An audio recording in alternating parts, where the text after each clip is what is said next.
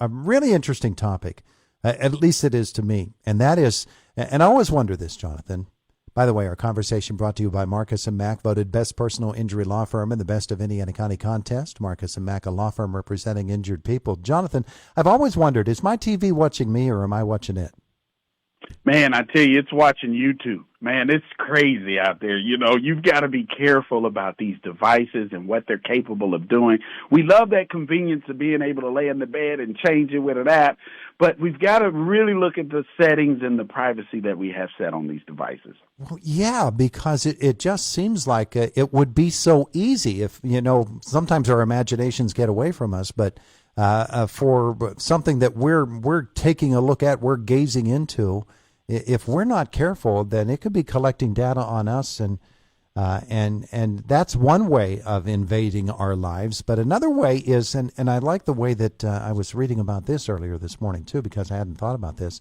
If somebody is involved in a relationship with somebody, sharing passwords, sharing accounts, sharing devices, all of a sudden something goes wrong in that relationship, there's a breakup, that person now has real access to you that maybe you haven't considered before.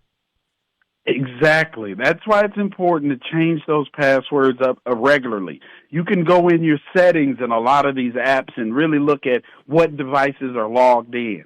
Always check that stuff. You know, we had a situation in 2019, if you think about this, where what if the power goes out?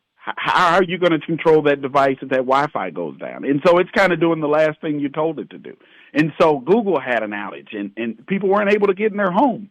And so you've got to be careful about not just what it's doing and the information it's collecting, but the new criminal who's doesn't wear a ski mask and a crowbar. He's sitting at a computer with a few lines of code, looking in and accessing your devices without you knowing.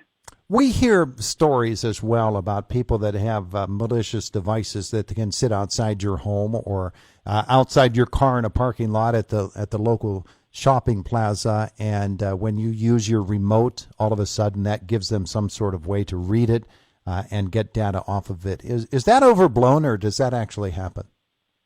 That does happen. You know, that's why it's important to make sure that you have the up-to-date device.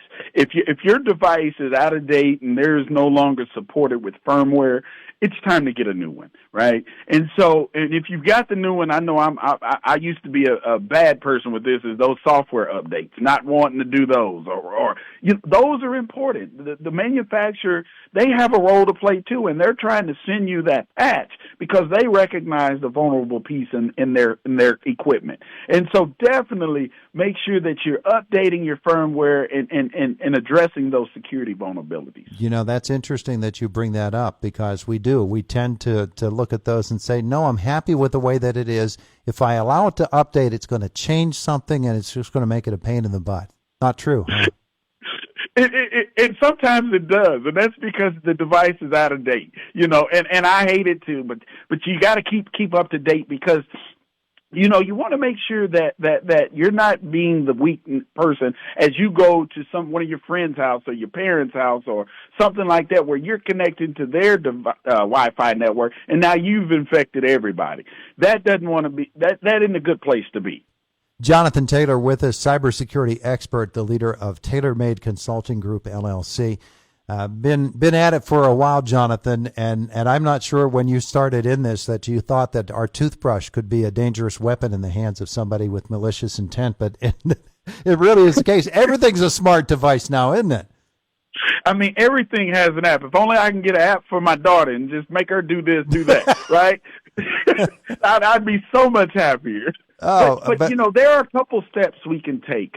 Seriously, man, we really need to first evaluate our comfortability with these devices, making sure that we're comfortable with it listening to us. If you don't want Alexa listening to you, don't buy it.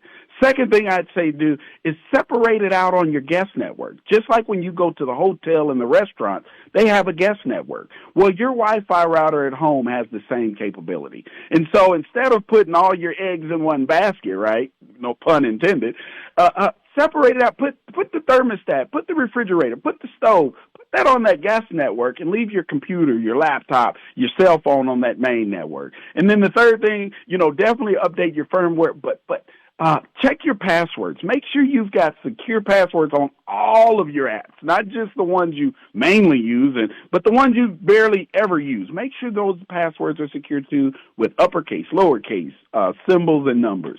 And so those are just some steps you can take to kind of protect yourself from some of the possibilities. Jonathan, tell me about Wi-Fi. When I go to some place and I'm accessing Wi-Fi, whether it's public Wi-Fi or even private Wi-Fi, it asks me the question, do I want to become discoverable? I don't want to be discoverable, do I? No, you don't. But here's the thing. You're still discoverable if you're on an open network, even if you choose not discoverable. It's just, the average person won't see you, but the person with the right understanding and the right critical skills, they'll find you. And so what I recommend there is get you, they've got something called a VPN, a virtual private network.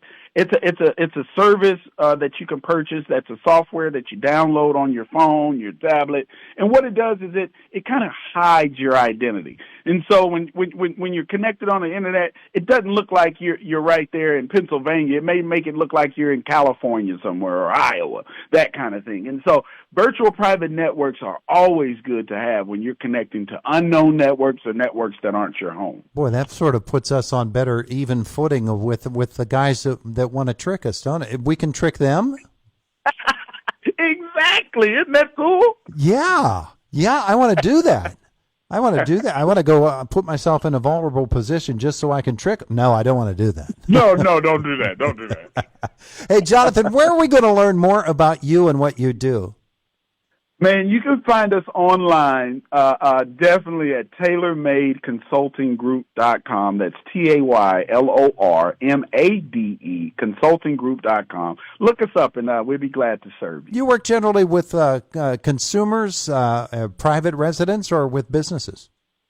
We deal with it all. We've got a team of 43 people. I love staying connected to the people. That's why I do these interviews, man. It gives me my chance to really educate those that may not be thinking the way tech people think. There you go. He's Jonathan Taylor, TaylorMade Consulting Group, LLC. Jonathan, thanks for spending some time with us today. I appreciate it. Thank you. Blessings. Y'all have a good one. You have a great day. It is the voice of Indiana County. It's WCCS 101.1 FM and AM 1160.